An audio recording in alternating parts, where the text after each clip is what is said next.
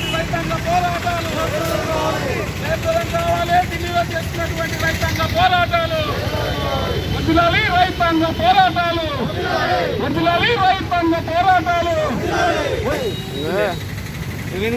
సాయంత్రం పూజ చూసుకోండి.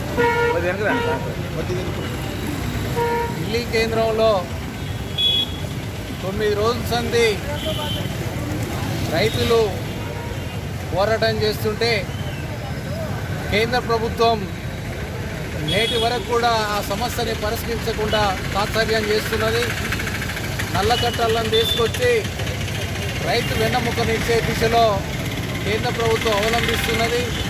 విద్యుత్ సంస్కరణలు, తర్వాత పండిన పంటకు గిట్టుబాటు ధరకు సంబంధించిన అంశాలు కానీ కార్పొరేట్ శక్తుల్ని ప్రోత్సహించే దిశలో రైతాంగ విధానానికి వ్యతిరేకంగా కేంద్ర ప్రభుత్వం అవలంబిస్తున్నది.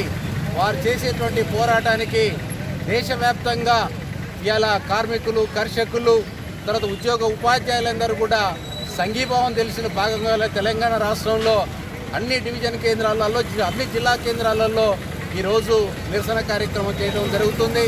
కేంద్ర ప్రభుత్వం వెంటనే న్యాయమైనటువంటి డిమాండ్స్ కోసం పోరాటం చేసేటువంటి రైతులకు ఆ యొక్క సమస్యని వెంటనే పరిష్కరించే దిశలో పనిచేయాలని చెప్పి కేంద్ర ప్రభుత్వాన్ని డిమాండ్ చేస్తున్నాం.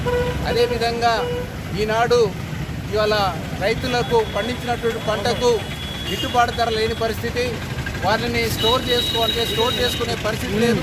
కార్పొరేట్ శక్తులు అతి తక్కువ ధరతో కొని వారు స్టోర్ చేసుకొని అతి ఎక్కువ లాభాలతో పొందేటువంటి పరిస్థితిలో కేంద్ర ప్రభుత్వం ఉన్నది.